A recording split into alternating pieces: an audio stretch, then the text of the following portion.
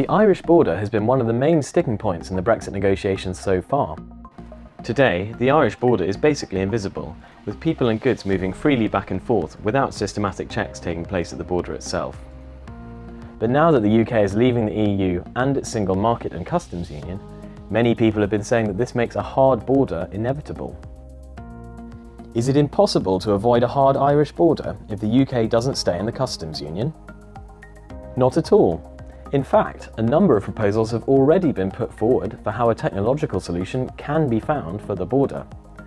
The UK suggested a number of options back in August last year, including a customs waiver for small and medium-sized businesses, which make up around 80% of cross-border trade, but primarily trade in local markets alone, and for larger businesses, an expansion of existing trusted trader schemes, like the Authorised Economic Operator scheme, which allow customs clearance to be done electronically before goods set off across the border.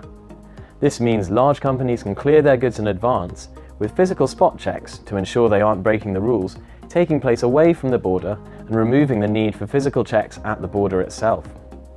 Another report commissioned by the European Parliament last year also recommended a number of similar solutions, and crucially, it says that these could work regardless of the outcome of the Brexit negotiations.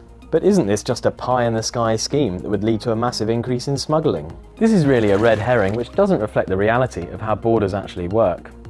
Currently, only 4% of imports into the UK are physically checked at the border itself, and for the Republic of Ireland, that figure is even lower at 1%.